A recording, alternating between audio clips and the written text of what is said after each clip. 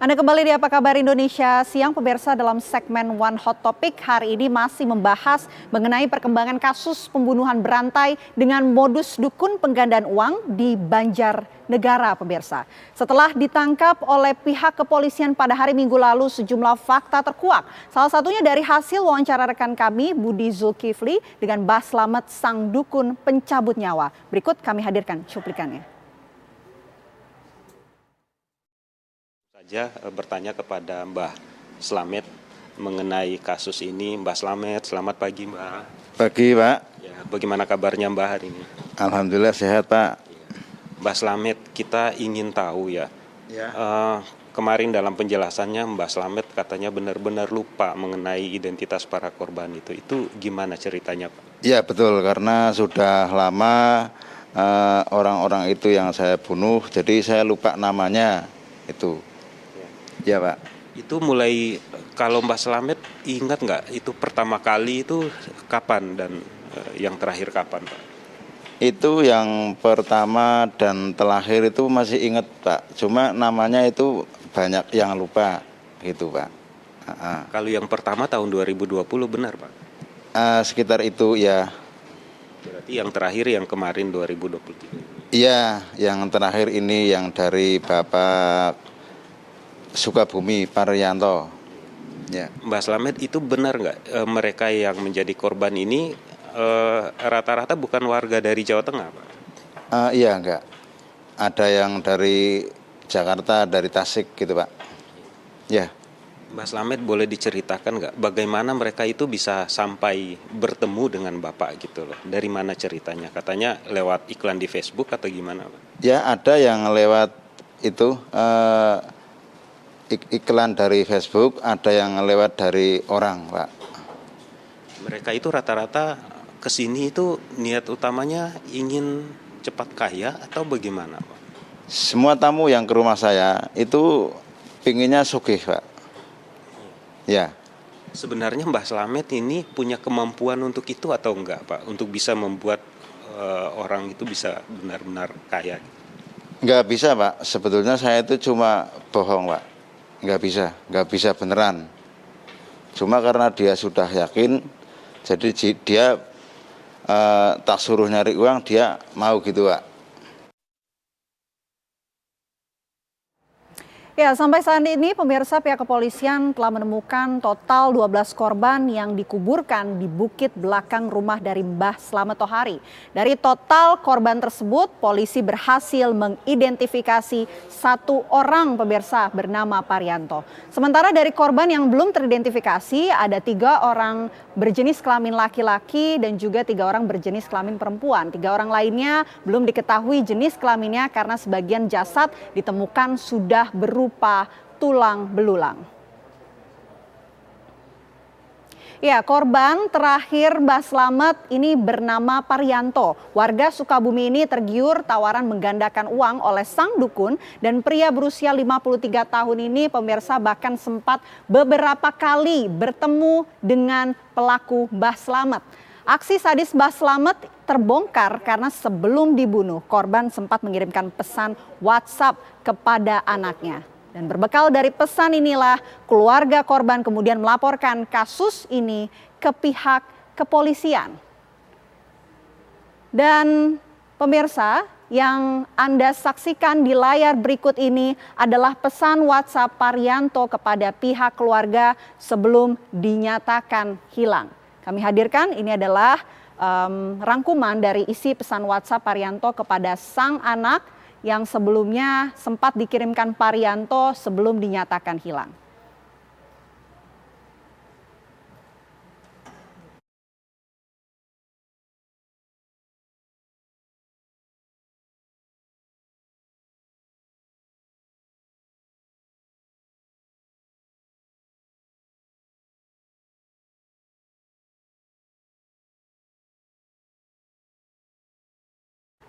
Ya, pesan WhatsApp Parianto ternyata juga sempat mengirimkan pesan suara atau voice note pemirsa kepada sang anak pada Kamis 23 Maret 2023 sekitar pukul 00:54 waktu Indonesia bagian Barat. Dan berikut kami hadirkan di layar kaca Anda isi dari pesan suara yang dikirimkan Parianto kepada sang anak. Parianto sempat mewaspadai bahwa dirinya akan hilang kontak dan sempat memberikan sinyal melalui pesan WhatsApp dan juga voice note kepada sang anak agar sang anak ini bisa tiba ke rumah Mbah Slamet bersama dengan aparat kepolisian. Dan sehari pemirsa setelah mengirim pesan WhatsApp, keluarga ini tidak mendapatkan kabar sama sekali dari korban Parianto. 3 hari kemudian, keluarga kemudian berinisiatif untuk melaporkan ke pihak kepolisian. Polisi kemudian mendatangi tempat kejadian perkara di Desa Balun, Wanayasa, Banjarnegara. Pihak kepolisian kemudian meringkus Slamet Tohari alias Mbah Slamet sebagai pelaku pembunuhan Tohari pada Minggu 2 April 2023 sekitar pukul 4 pagi. Ya, di hari yang sama setelah Mbah Slamet ditangkap, polisi menemukan jasad korban Parianto. Sehari setelahnya, aparat kemudian dikejutkan dengan temuan 10 korban tewas lain di lahan perkebunan milik orang tua Slamet Tohari. Dan hingga kemarin, pencarian terhadap kemungkinan korban-korban yang lain masih terus dilakukan. Hasilnya ditemukan kembali jasad korban sehingga total korban pembunuhan berantai yang dilakukan oleh Mbah Slamet menjadi 12 orang.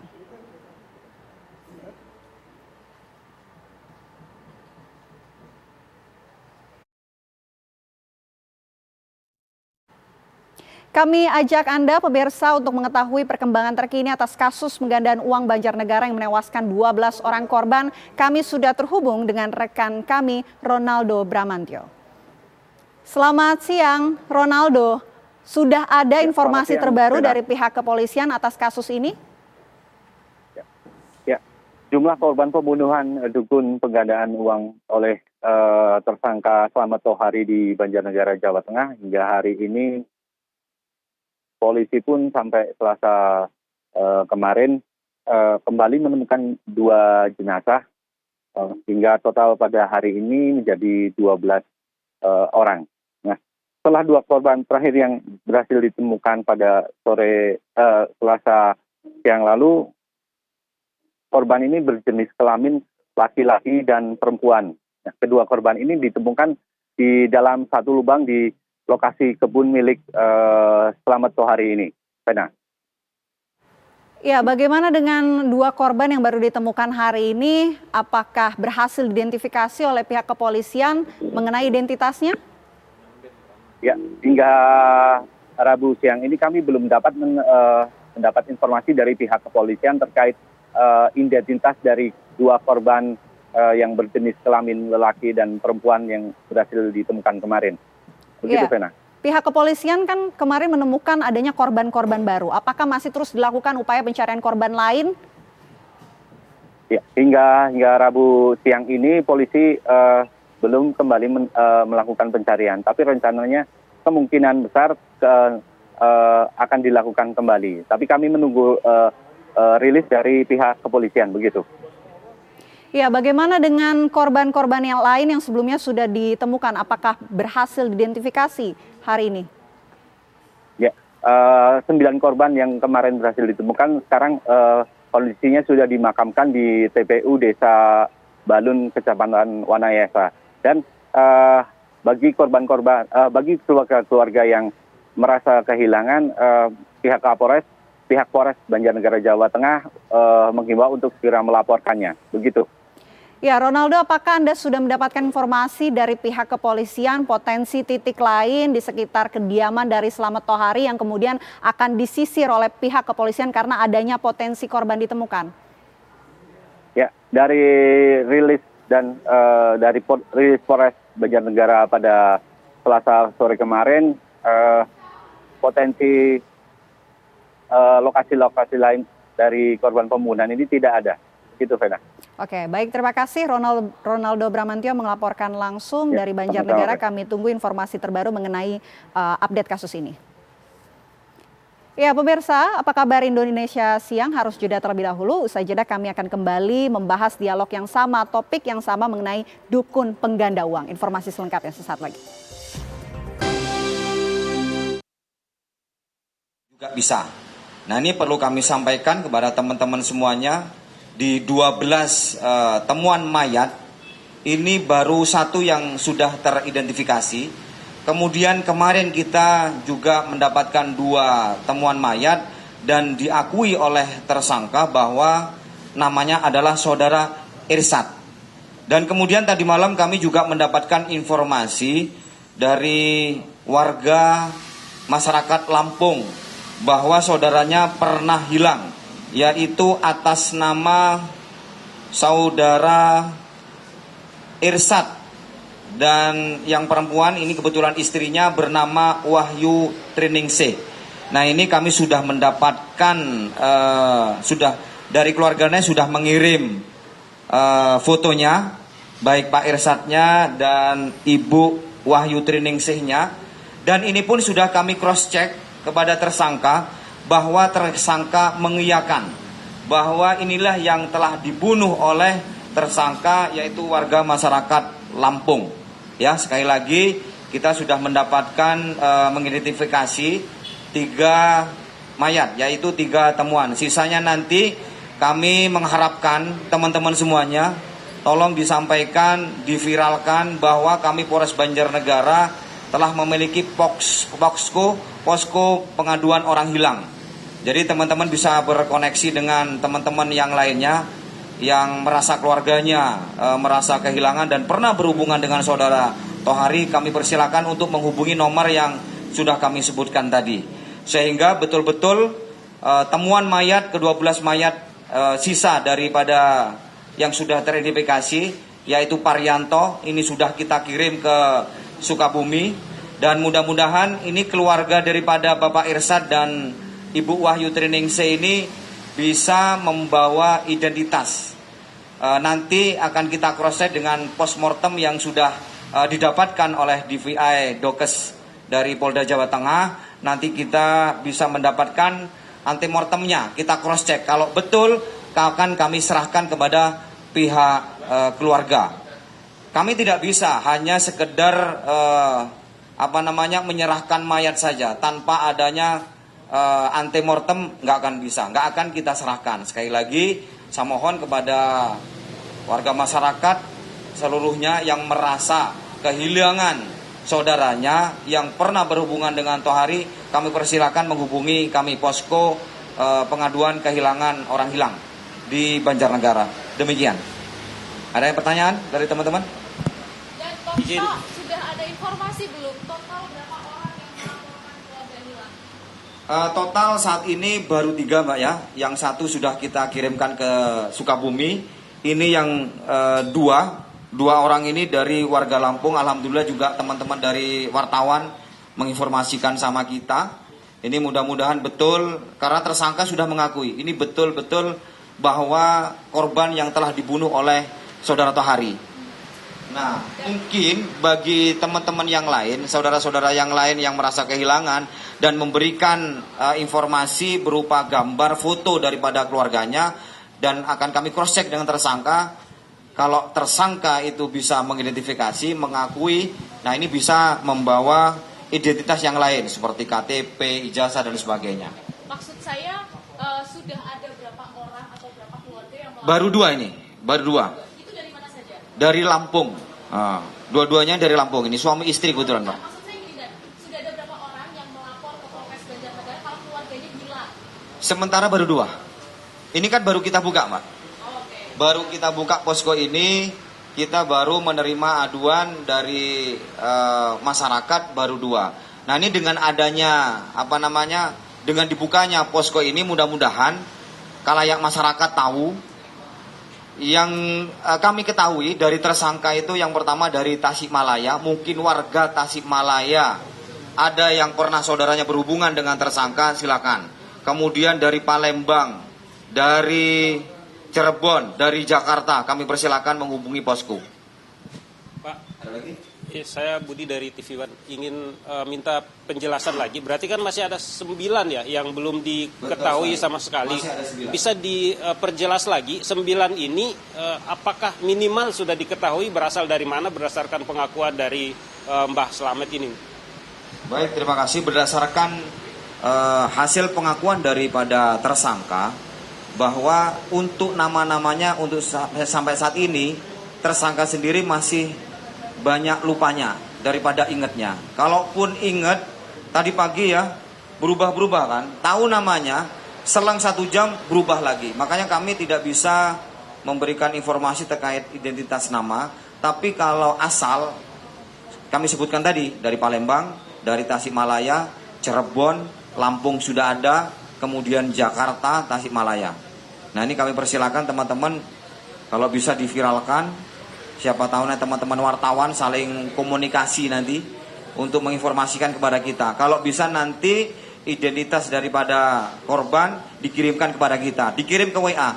Ini juga nomor yang saya sampaikan tadi itu nomor seluler termasuk juga nomor WA. Pak, ada lagi. Ini kan korban banyak sekali yang dari luar daerah. Apakah korban ini menggunakan kendaraan seperti apa? Mungkin mobil atau sepeda motor. Nah, dari hasil pemeriksaan kepolisian. Ya pemirsa, itu tadi informasi terbaru yang disampaikan oleh pihak kepolisian. 3 setidaknya korban dari dukun palsu penggandaan uang Mbah Slamet ini sudah teridentifikasi. Ada kemudian mulai informasi-informasi orang hilang yang masuk. Dan kami tentu masih akan membahas mengenai dukun pengganda uang ini, dukun palsu pengganda uang bersama dengan narasumber yang sudah hadir pada siang hari ini. Ada Pak Sunarto, Ki Sunarto, pakar metafisika sudah hadir bersama kita siang hari ini. Nanti kita akan berbincang ya, Ki Narto, lebih lengkapnya kami akan hadir untuk Anda pemirsa sesaat lagi. Masih bersama kami di Apa Kabar Indonesia Siang. Ki Narto, gimana sih sebenarnya cara dukun-dukun palsu pengganda uang ini kemudian bekerja meyakinkan korban-korbannya bahwa dia bisa melakukan penggandaan uang? Ya, dukun palsu sudah punya niat kejahatan dahulu. Dukun palsu itu menjaring orang-orang yang mempunyai harapan untuk mendapatkan uang banyak dalam waktu seketika. Oke. Nah, biasanya dukun palsu itu mempunyai tenaga marketing, tenaga pemasaran. Jadi dia tidak bekerja sendiri? Tidak, ada tenaga pemasarannya. Ya, jadi dukun palsu itu biasanya omongnya dikit, banyak diamnya. Dukunnya, yang bertindak sebagai dukunnya? Ya, yang banyak bicara itu marketingnya, tim marketingnya. Apa yang disampaikan marketingnya? Yang disampaikan tim marketingnya bahwa dia pernah mengalami kekurangan uang, mendesak, dapat informasi ada Mbah Dukun di sana, bisa menggandakan uang, bisa menolong. Jadi pengertiannya bisa menolong. Yang ditarget siapa? Yang ditarget orang-orang yang memerlukan. Biasanya marketing itu, kalau zaman dahulu marketingnya itu biar bisa datang ke pasar, bisa datang ke tempat lain, bisa datang ke rumah sakit yang sedang menunggu orang rumah sakit. Tempat itu, orang menaruh harapan besar. Tempat menaruh orang harapan itu, harapan itu. Nah, kalau zaman sekarang menggunakan medsos, ya dikatakan bahwa ada yang bisa menolong. Jadi pengertian ada yang bisa menolong dahulu. Setelah orang itu membutuhkan pertolongan, mungkin kontak dan lain sebagainya, baru di situ ada trik-triknya. Oke. Nah kemudian setelah marketing itu bekerja berhasil mendapatkan korban, bertemu oleh si dukunnya. Iya betul. Yang disampaikan dukunnya ini kebetulan udah ada properti juga nih Ki Narto. Itu yang gimana disampaikan mereka? dukunnya biasanya rendah hati dahulu. Ada apa? Saya sebenarnya nggak bisa nolong, hanya karena dia tidak menyebutkan, hanya karena menyebutkan begini saja. Ya, tapi klien kan tahu yang dimaksud ini ya. Terus apa yang perlu dibantu? Dia mengemukakan sendiri. Nah terus kemudian syaratnya ada syaratnya, yaitu bahwa kalau untuk memuliakan anak cucu itu harus dalam bahasa Jawanya jerbasuki mawa biaya. Harus ada biaya. Harus ada biaya. Untuk mencapai sesuatu harus ada biaya. Mereka biasanya sudah diberitahu oleh tim marketingnya. Antara lain sekian untuk membeli minyak, harganya puluhan juta, sekian harus disetorkan, yang harus disetorkan itu digandakan. Ya. Nah sekarang ini kan udah ada properti juga nih Kinarto, itu gimana? Misalkan saya sebagai klien atau korban begitu katakanlah. Iya Mbak Ken sebagai korban, sebagai klien saya, klien ya, itu jangan saya. Mbak Ken sebagai klien dukun palsu, dukun palsu mengatakan syaratnya sudah bawa syarat, syarat. Mbak Ken diajak ke kamar. Kamar itu temaram, tidak terang benderang seperti ini. Ketika temaram ditunjukkan banyak uang ini. Ini pesanan orang. Uang-uang ini sudah ada di kamar itu. Ini uang-uang banyak itu, ini pesanan orang yang sudah itu. Untuk menunjukkan keberhasilannya. Iya. Kemudian orang itu menyetorkan, suruh datang lagi. 7 hari lagi ataupun 10 hari, biasanya hitungan 7 hari. 7 hari ataupun 21 hari. Tergantung dukunnya. Kalau dukun palsunya pengen cepet duit ya 7 hari ataupun 3 hari. Biar uang ini berproses. Ketika uang dia bawa, klien itu bawa uang berproses, taruhlah 10 juta ataupun 20 juta, tumpukan begini, 10 hari dia datang, di situ sudah disediakan 20 tumpukan. Tumpukan itu beneran uang semua? Iya beneran. Tapi uang tidak, asli semua? Uang asli, tapi tidak semuanya. Hanya bagian atasnya saja. Nah, jadi yang 10 juta tadi 10 tumpukan, saya dijadikan 20 tumpukan atau 30 tumpukan. Bawahnya adalah kertas-kertas ini. Atasnya hanya seperti ini, dia ngelihat. Karena ngelihat di kamar yang temaram, dia percaya. Ini uang yang klien setorkan seminggu yang lalu, 7 hari yang lalu, menjadi sekian. Sabar dulu ya, jangan cepat diambil. Tapi boleh diambil satu untuk. Terus mereka mengambilkan seperti ini. Nah, bawa pulang. Ini kosong ya, Kinarto ya? Ini kosong. Bisa diperlihatkan ya? Iya. Ini tumpukan juga. Ini kosong. Ini juga yang dipraktekkan oleh dukun-dukun palsu itu? Biasanya. Atasnya uang asli, tengahnya Kinarto juga bisa menunjukkan ya mungkin ya? Atasnya uang asli. Atasnya uang asli, ya. Bawahnya juga uang asli, ya. Ke tengahnya kertas. Tengahnya hanya kertas-kertas kosong seperti Jadi orang yang keinginannya besar untuk mendapatkan uang dalam tempo sesingkat-singkatnya, matanya sudah membelalak. Sakti benar. Terus dukun palsunya rahasia. Itu yang disampaikan? Iya, rahasia. Jangan dikabarkan pada orang, nanti batal. Karena alam gaib tahu. Nah, yang bekerja alam gaib? Itu trik mereka. Trik dukun palsu itu. Jadi ngomongnya cuma sedikit-sedikit? Sedikit-sedikit. Yang banyak adalah itu entulnya ataupun tim marketingnya. Nah jadi klien atau korban datang membawa uang sekian, dijanjikan berapa hari, begitu. Tim marketing itu juga pinter. Kalau nggak mau menggandakan duit, nggak punya duit banyak, bisa emas, kalung, suweng, anting itu loh. Kalau kalung yang disetorkan, nanti diproses di alam gaib, jadilah ini. Nah, ini. Jadi produknya tidak hanya menggandakan uang, tapi bisa emas juga, barang juga. Kok sampai dukun itu bisa membuat korbannya percaya, dibuat menunggu sekian hari dan mereka juga manut gitu Kinarto? Yang memang dibuat penasaran. Karena ada harapan besar, ada keingintahuan besar, kemudian dibikin penasaran. Ketika dibikin penasaran ya sudah, dia manut aja. Rahasia, bahkan istrinya nggak diberitahu. Kalau yang datang wanita, suaminya nggak diberitahu. Dan bahkan mungkin yang laki-lakinya sudah sabar dulu, tenang. Besok kalau ini karena rahasia ini gandakan uang, dukun palsunya bisa aja mengatakan nanti kalau uang sudah tergandakan, kelak bukan hanya uang saja, istrimu bisa digandakan. Jadi bisa beristri lagi. Nah sekarang dalam kasusnya Mbak Slamet, orang ini kan kemudian menjadi korban, dibunuh akhirnya ketika mereka menuntut uang mereka mana, gitu kan? Karena dituntut terus menerus, dia sudah punya trik, punya strategi, nggak bisa menghindar. Satu-satunya jalan ya dihabisin bahasanya. Caranya gimana? Kenapa di kasus Mbah Slamet dari rumahnya sampai ke kebun itu jaraknya taruhlah 500 sampai 1000 meter. Itu kan jauh. Untuk gotong gimana? Dia buat dulu kuburan. Di kebun itu, tempat dia berpraktek begitu? Tempat dia mengatakan bahwa saya bertapa pendem. Topo pendem.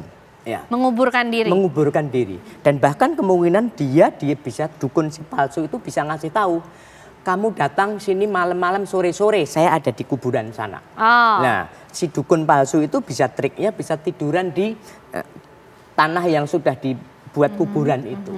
Nah, kemudian sewaktu-waktu karena ditagih, oke kalau gitu biar segera berproses, mari kita ikut. Diajak untuk bertapa, pendem. Melakukan Ya, prosesi ya. itu. Dalam ritual bertapa itu. pendem itu mereka sebelumnya dikasih tahu mau mukti atau mati. Artinya? Mau mukti itu sejahtera, mulia, ataupun mati. Ya toh. Kalau untuk memperjuangkan anak putu, keluarga dan lain sebagainya, biasanya dia sanggup. Mau nggak? Jadi dia ditantang dulu, ada keberanian nggak? Biasanya orang mau. Kalau sudah seperti itu mau nggak mengambil resiko apa-apa, mau gitu loh. Ketika mau ya sudah, ada ritual-ritual tertentu. Mohon maaf loh, biasanya ada kopi pahit, ada teh pahit, ada air putih lah. Lah ketika ada ini semuanya bisa jadi dukun palsunya sudah minum dulu. Ayo minum, malah minum. Yang satu ini kopi yang pahit itu sudah dikasih tahu potas itu tadi. Okay. Kalau sudah dikasih potas itu tinggal tunggu sebentar sambil dikasih tahu, mungkin sambil baca apa suruh apalah terserah ya toh. Wong namanya palsu. Kelepek-kelepek begini lah mungkin tinggal begini. Oke. Tapi begini, kalau kita bicara soal Mbah Slamet dan mungkin dukun-dukun palsu yang lain, mereka juga berarti punya keahlian dong Kinarto untuk membuat korban dan kliennya ini percaya 100%, bahkan lebih dari 100%, tetap menaruh harapan tersebut. Keahlian mereka gimana? Keahlian berkomunikasi. Nah, syarat untuk berkomunikasi, dia berkomunikasi dengan kata-kata rendah hati. Saya tidak bisa, yang bisa hanya saya yang di atas. Itu ya. Oke. Kita cukup ini rahasia. Jadi ngomongnya dikit-dikit saja. Ya, kemudian ini di samping ini rahasia, kita jalankan sepenuh hati. Nah, dengan cara seperti itu dia tahu bahwa orang klien itu semakin percaya. Dengan kepercayaan itu mudah diperdayakan. Ya. Makanya tidak memberi ruang korban untuk berpikir. Tidak diberi ruang untuk berpikir. Hanya diberi ruang untuk berperasaan percaya saja. Jadi digali emosinya dibangkitkan emosinya. Ketika emosinya dibangkitkan, akal budinya sudah nggak bergerak lagi, nggak dinamis lagi. Intinya hanya percaya dan takut. Inggih mbah, dan lain sebagainya. Lalu apa yang bisa disampaikan oleh Kinarto setidaknya untuk mengedukasi kita semua supaya tidak juga menjadi korban-korban selanjutnya? Karena kalau kita bicara soal keserakan, semua kembali kepada diri masing-masing ya Kinarto. Ya. Seperti apa? Ini dasarnya kita harus mawas diri, jangan sampai kita serakah. Itu dasarnya. Kemudian apabila mendengar informasi di tempat tertentu ada seseorang yang mampu menggandakan uang, mampu menggandakan barang, emas dan lain sebagainya, catat lebih baik laporkan pada pihak yang berwajib. Baik, luar biasa. Kita tentu mendapatkan informasi yang begitu banyak mengenai kasus dukun palsu pengganda uang dan itu. Dan ada satu lagi, sedikit apabila saja, Kinarto. klien ketemu orang-orang pinter untuk membedakan orang pinter dukun asli sama dukun palsu, biasanya dukun asli itu punya organisasi. Ikutin organisasi. Contoh kalau di Indonesia ada organisasi. Baik. Terima kasih Kinarto sudah mau berbagi informasinya dan juga pengetahuannya, membuka pengetahuan kita semua. Vena juga jangan mudah percaya ya. Menggandakan uang kan tidak. Jangan coba-coba. Harus kerja keras. Harus kerja keras ya. Terima kasih Kinarto untuk kebersamaannya siang hari ini dan pembahasan kita tadi sekaligus juga menutup kebersamaan kita di Apa Kabar Indonesia siang hari ini. Saya Kenana dan saya Vena Kitan pamit. Terima kasih pemirsa. Sampai jumpa. Menggandakan uang.